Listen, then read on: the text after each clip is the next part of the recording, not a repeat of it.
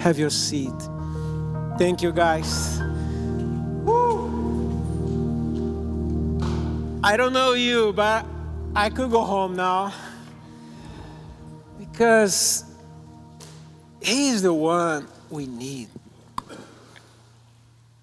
As you can see, our Pastor TJ, he's not here. We love you, Pastor TJ. I don't know if you're seeing this or going to see this after. He's in a conference, and every time when our pastor is not here, he's somewhere at conventions talking to potential partners to help us to keep doing what God called us to do in this community. Every time our pastor, oh gosh, I'm sorry. The presence of God, it's so strong.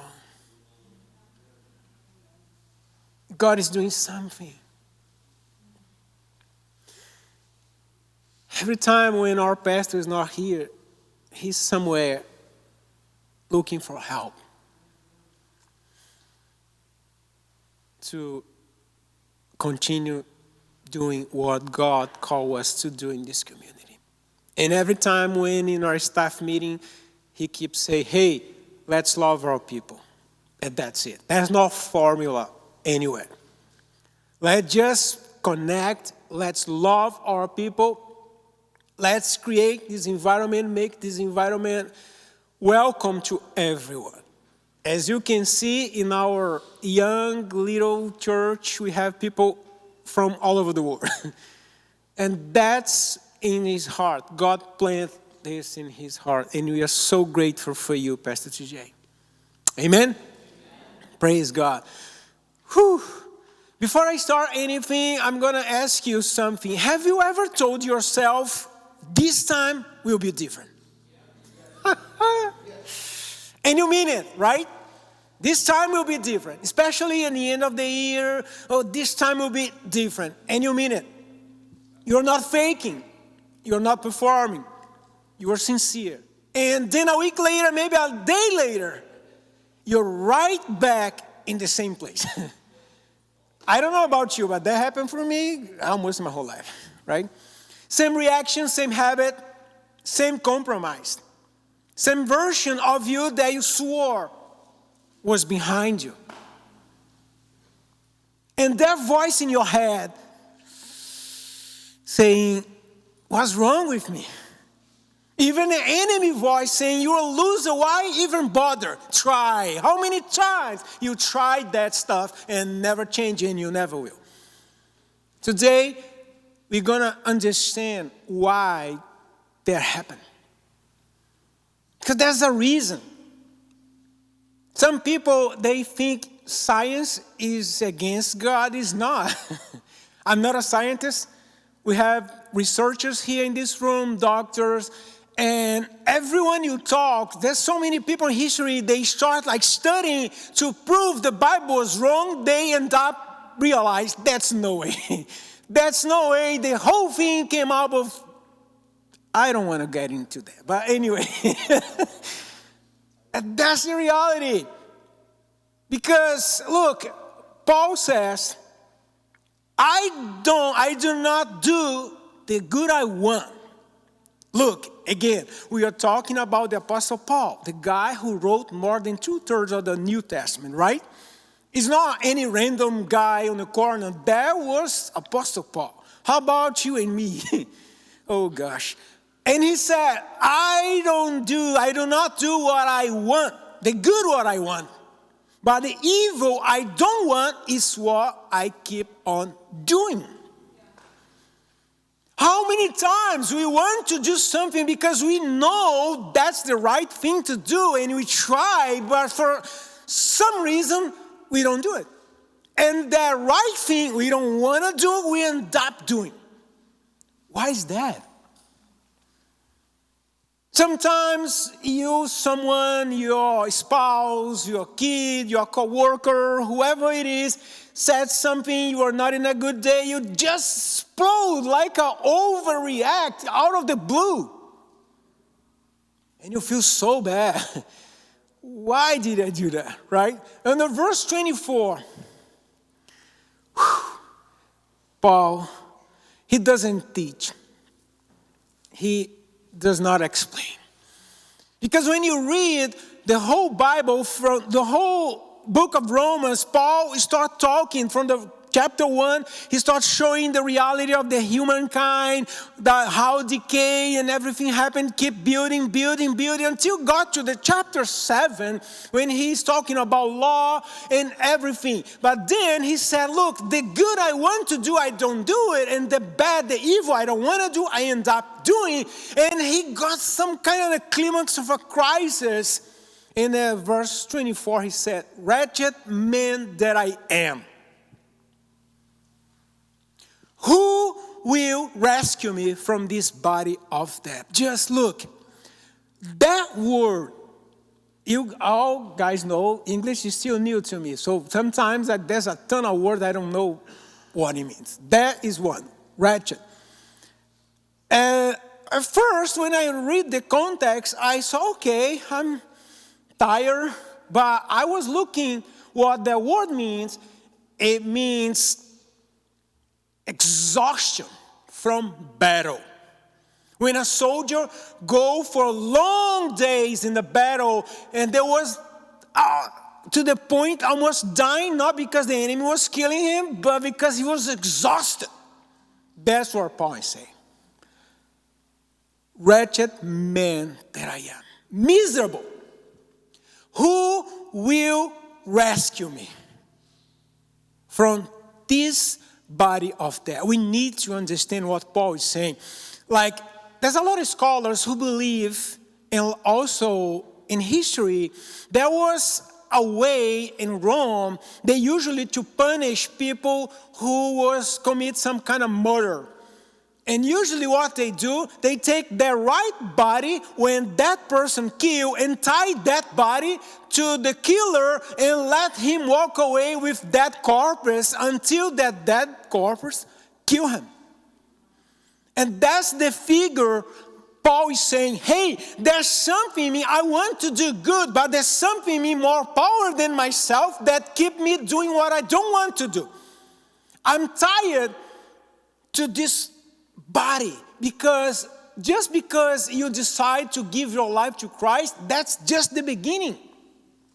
Now we need to understand, how can I live according to that book, according to the Bible? How can I live according to God's principle? I try, but the thing is, willpower is not enough. Has its place. You have to do it. Effort is not enough. You're going to end up exhausted and quitting. But what Paul is saying here, he's not giving us a theology lesson. He's surrender. And sometimes you think we are crazy or alone, but you're not. But why that happens? Oh, I don't know how many times I asked my wife, why? Why sometimes I woke up in the morning feeling sad?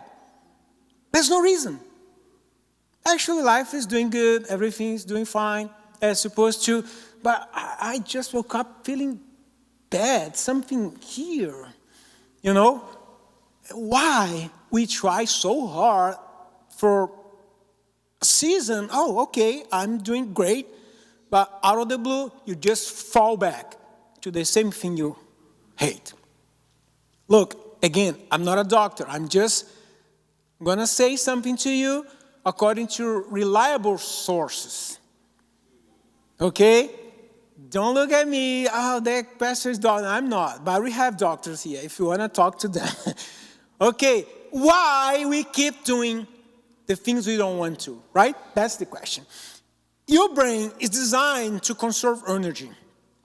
It automates whatever you repeat, so you don't have to consciously think through it every time.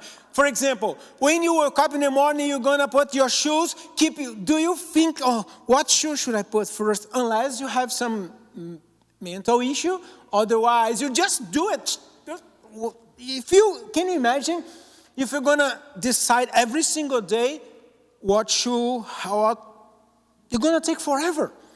But in the beginning, when you were a kid, it take a little while to do that. Like, you remember when you start driving? how hard was to back up.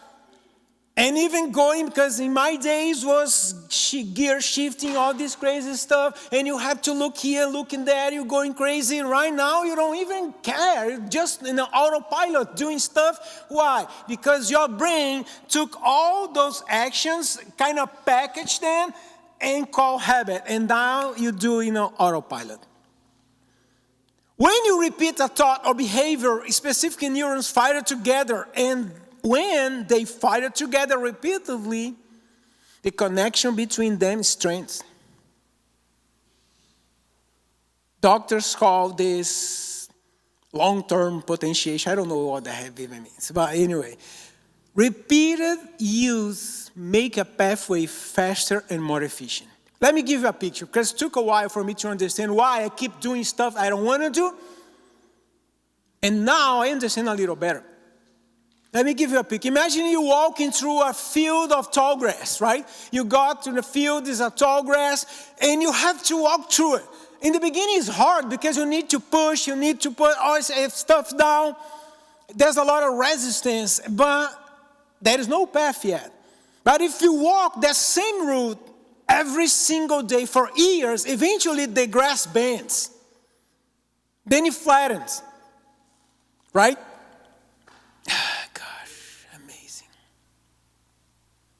Then a visible trail appears. Over time, it becomes the easiest way to cross the field. That's what happened. That's what repetition does to our brains. Remember, take a look. When you wake up in the morning, the first thing your brain does is kind of rewind the day before, and you live in your life almost in an autopilot. Don't even think about it. It's kind of 95% what we do in every single day is an autopilot. But we need to understand why that happened, how to change that.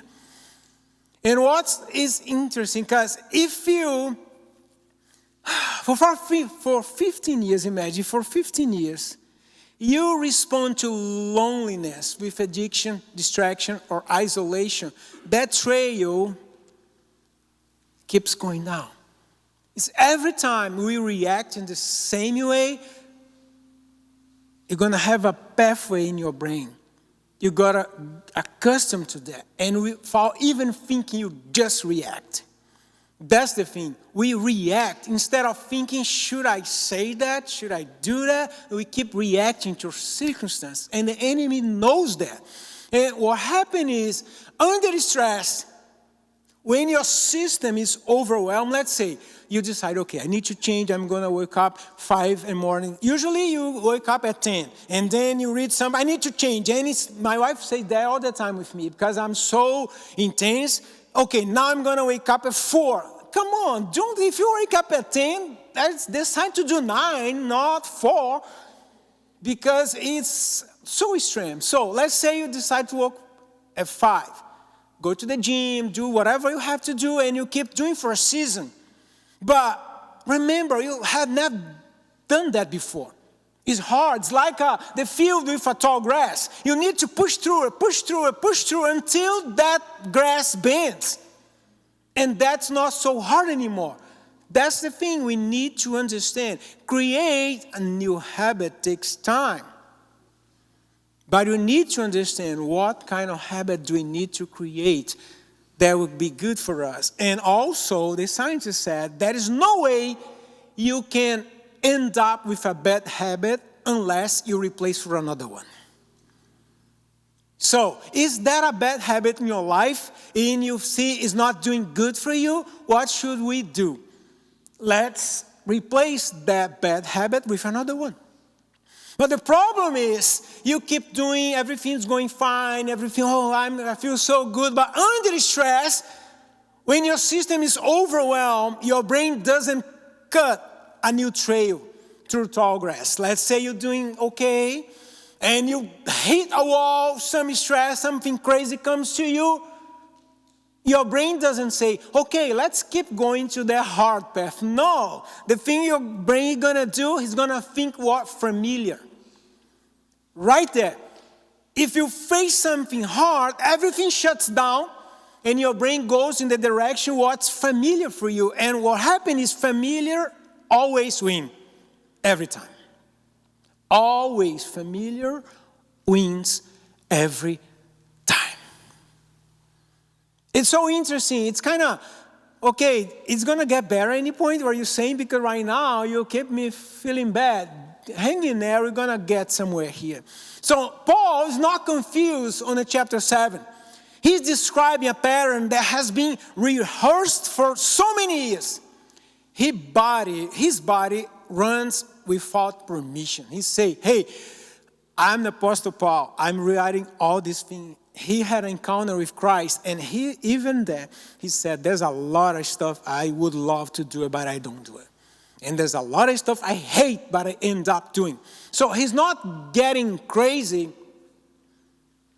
but he's saying, the longer you have done something, the more natural it feels. Because a lot of times we read the Bible, we agree, but we don't know how to apply. Okay, I know that's true, but what should I do? How to apply that reality to my life? And Paul is saying, hey, look, you need to understand. You try hard, but also Paul, he tried hard.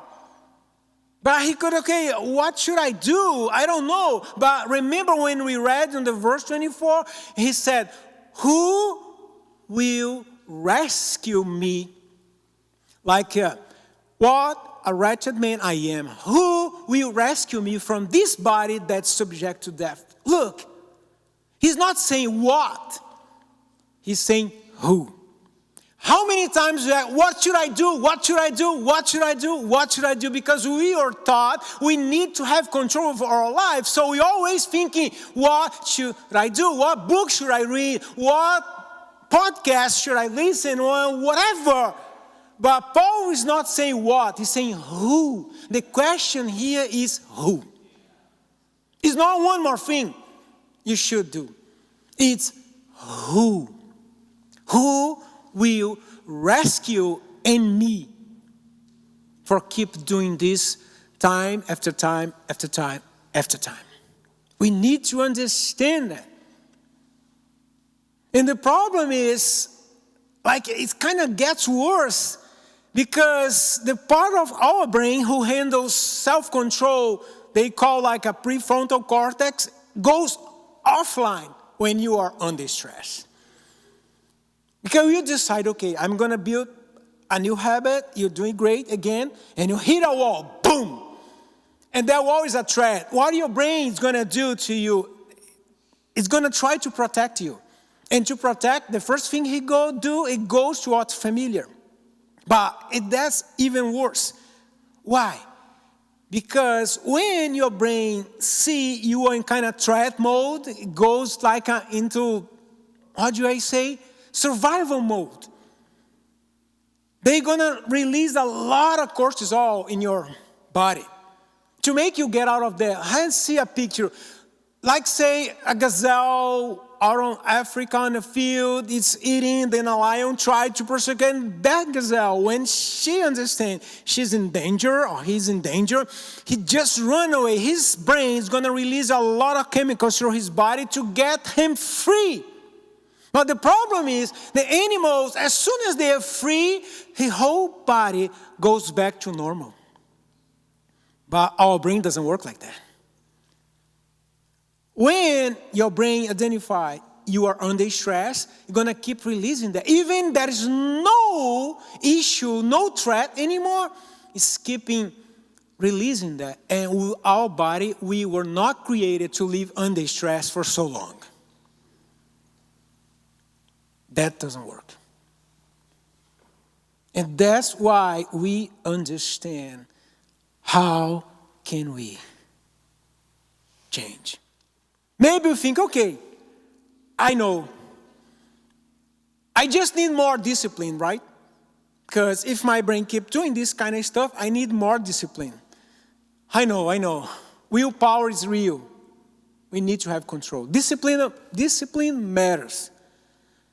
But effort is not the enemy. But effort has a ceiling.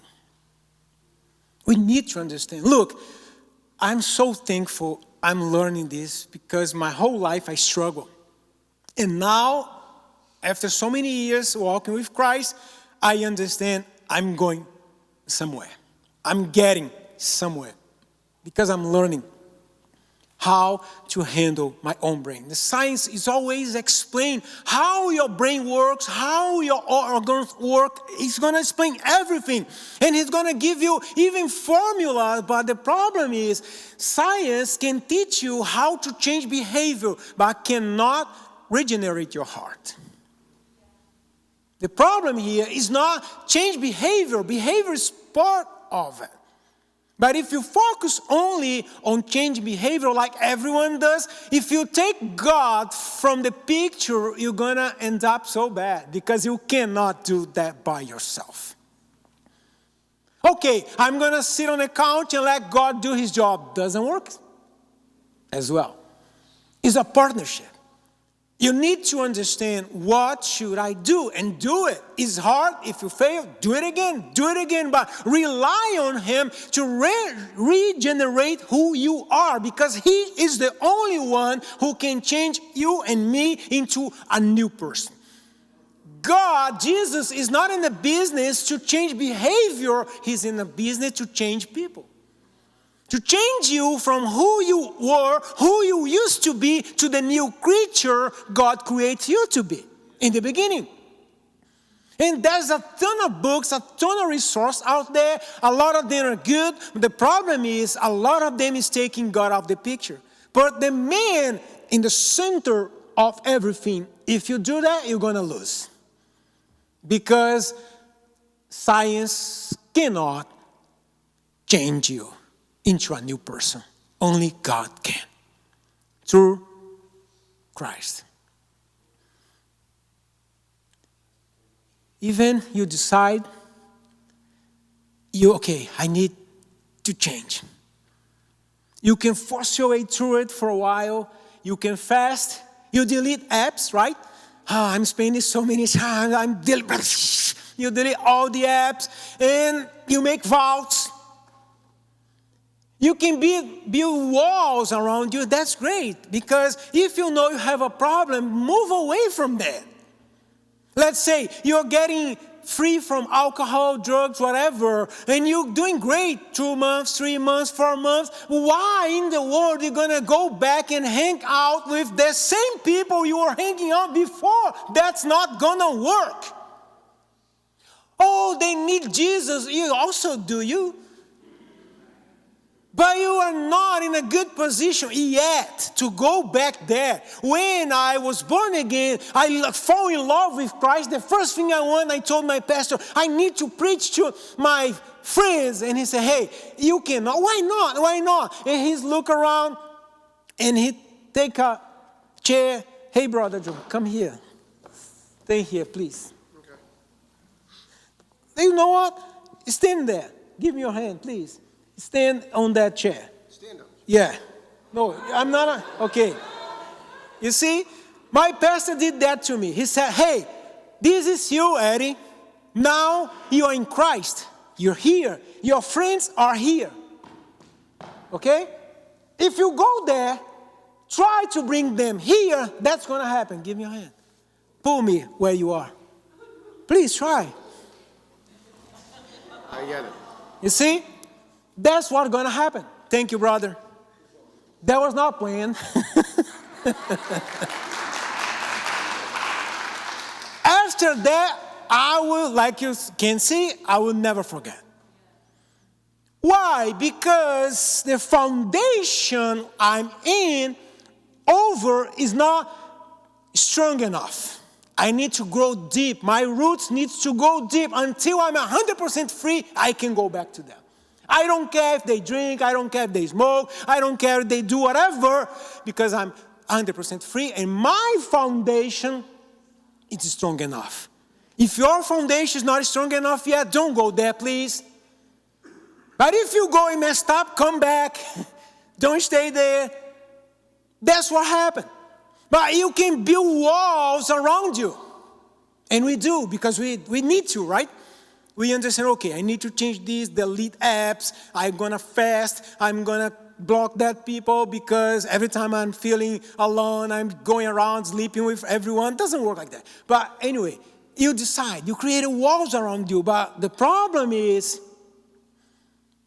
those walls crack and fall. What happened when those walls fall? When you try, you're doing right, and you fall back again to the right place you are running. You fall back again. You go back again, doing the right thing you hate the most. What happened to you? Because that happened to me a lot. Shame, right? You feel shameful. And then when you feel shame,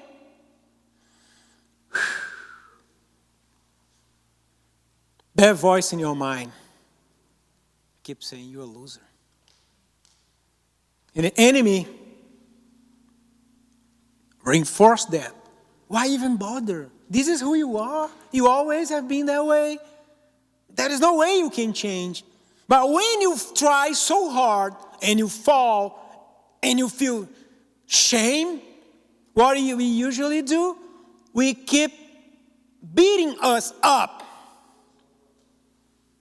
Because we think if I beat myself up enough, I'm going to force myself to go there. No, don't do it. If you're going to make things worse.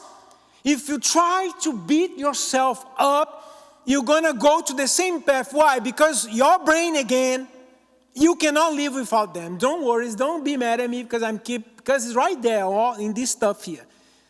It's going to control your life. If you beat yourself up, don't think that action is going to send you to the right direction, because it won't. Your brain is going to identify, oh, you're in danger. That's going to send you back to the same familiar path. That's not going to work as well. Because it's kind of cycle, right?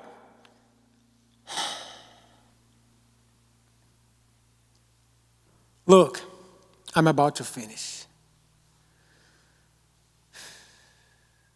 The more you condemn yourself, the more stuck you become. Don't do that. You strain, you fail, you feel shame, you strain harder, you fail worse. Shame does not break the cycle. Shame is the cycle. Don't try. It doesn't work. Shame is the cycle. So please, I want you, please, hear me careful. I'm not saying effort doesn't matter. I'm saying effort cannot save you. It's just part what you need to do.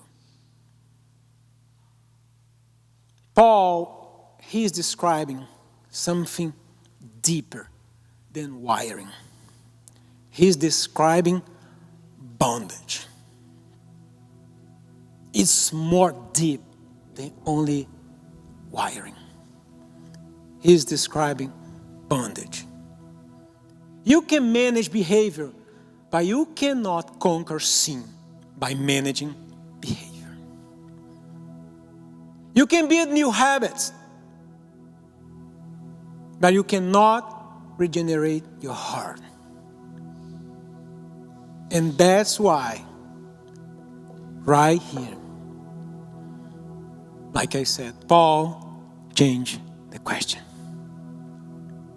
He stopped asking what and start asking who.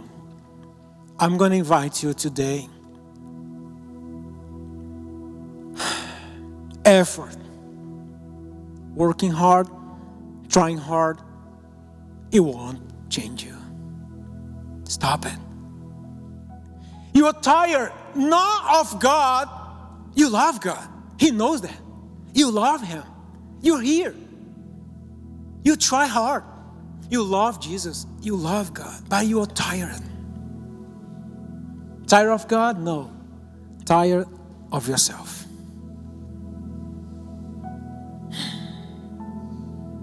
What should I do? Surrender.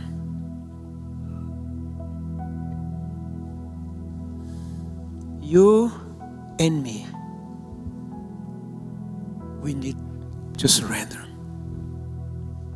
Let's stop asking, what should I do? And let's start asking, who will rescue me from this situation? We're gonna worship now.